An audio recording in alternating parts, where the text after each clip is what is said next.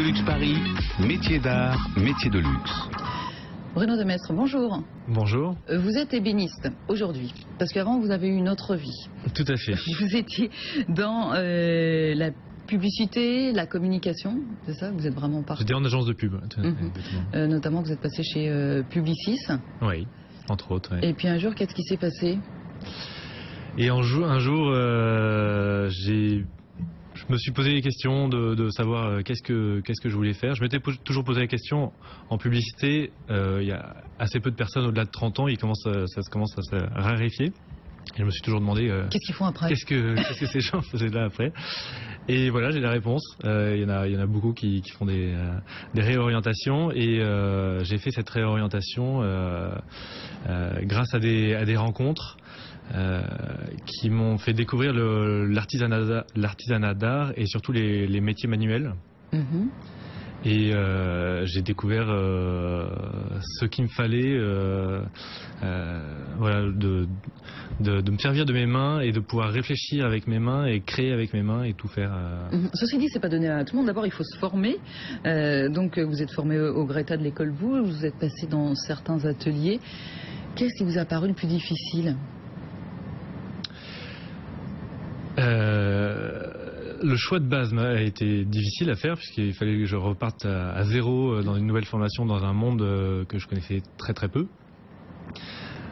Et après, finalement, dans la formation, tout a été facile.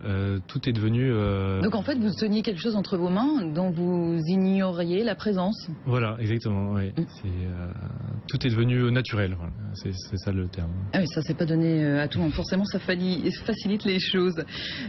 Votre idée aujourd'hui, donc du coup, vous ouvrez votre entité à vous, votre atelier BDM Concept, c'est en 2011. Oui. Aujourd'hui, vous créez sur commande, mais pas seulement? Alors, pour l'instant, surtout sur commande. J'aimerais développer des petites séries, mais les commandes, j'ai encore du mal à dégager du temps pour... C'est une bonne nouvelle. Ça veut dire que les commandes s'enchaînent. C'est pas évident quand on arrive... Comment on est accueilli d'ailleurs par ce métier-là quand on vient d'ailleurs? Est-ce qu'ils sont plutôt assez contents en se disant... C'est bien, parce que parfois on a du mal à trouver effectivement des gens qui nous succèdent, ou alors est-ce que vous êtes un petit peu regardé de travers, attendu au tournant? Il y a un peu toutes les réactions. Les premières réactions que j'ai eues, c'est un ébéniste qui m'a dit il faut 20 ans pour devenir ébéniste. Donc travail. Voilà, j'avais déjà presque 30 ans quand j'ai fait ma reconversion, donc j'ai dit bon, il y a du boulot. Mais ça m'a pas découragé, j'y suis allé et voilà.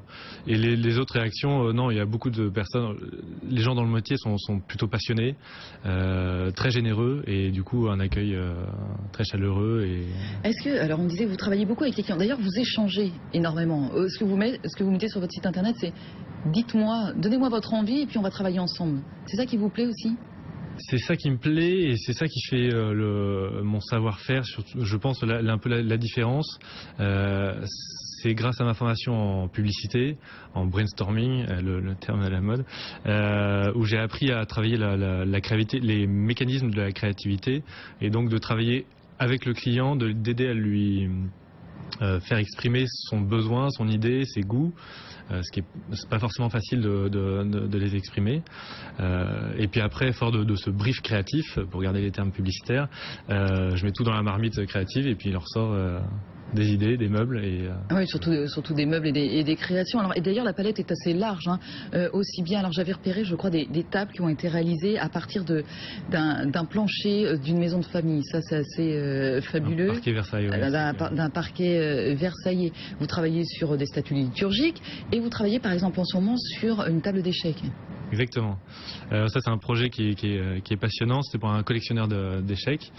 Sa demande, son brief, c'était de rentrer 30 jeux d'échecs. Il a une collection de 30 jeux assez marrants. 30 jeux d'échecs, d'avoir un espace vitrine qui puisse changer régulièrement ses jeux pour les montrer. D'avoir 2 espaces de jeu, 2 plateaux de jeu qui coulissent. Et comme c'est une table basse, il fallait que ça se lève à la bonne hauteur de jeu, à 70 cm de haut. Et donc il y a un système de pistons et de coulisses qui permettent d'orienter la table. Non mais là, ça va au-delà du travail d'ébéniste, Bruno Demestre. Vous faites aider comme ça, parce que là, on a du travail presque de maletier et du travail de mécanique aussi dans cet objet-là. Alors j'aime bien tous les challenges un peu impossibles. J'aime beaucoup travailler le métal. Alors pour l'instant je me forme doucement à cette partie-là. Et pour tous les mécanismes, j'ai été voir un petit peu ce qu'on nous proposait dans les glissières, les pistons. Alors j'ai fait appel à une entreprise qui fait des pistons, mais pour les glissières, il n'y a rien qui me plaisait. Du coup, j'ai fabriqué moi-même le système en bois et acier avec un mélange des deux. Et voilà. Donc oui, c'est plus tellement du travail d'ébéniste, mais c'est pour ça que j'emploie le terme d'architecte mobilier. Parce que c'est plus large que le terme que ébéniste. Qu'est-ce qui vous plaît le plus aujourd'hui? Ce qui me plaît le plus, c'est de ne pas avoir l'impression de travailler. À part toute la partie administrative, évidemment, qui est un peu lourde, mais en dehors de ça, quand je vais à l'atelier le matin, Qu'est-ce que vous préférez comme geste parce que c'est ça, ce sont des gestes, ce sont des outils quand même, tout ce travail-là.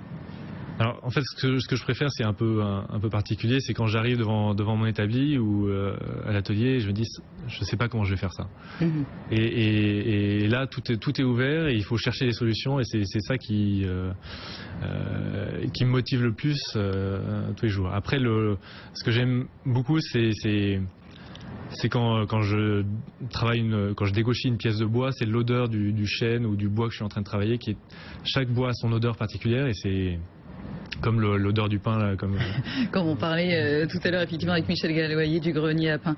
En tout cas, on vous souhaite bonne chance, Bruno Demestre, parce que vous avez participé, en tout cas vous avez déposé votre candidature pour le prix Liliane Bettencourt pour l'intelligence de la main. Les résultats seront en juin. Alors vous avez déjà été repéré, vous aviez été récompensé du côté de Rueil où vous êtes installé. Et donc là, on attend les résultats. Si jamais ça tombe sur vous, on vous réinvitera, vous nous raconterez ça. En tout cas, bonne chance à vous, Bruno Demestre. Alors j'aime bien, comment vous dites, architecte mobilier. Architecte mobilier. Voilà ce nouveau nom que nous avons appris aujourd'hui. Merci beaucoup à vous.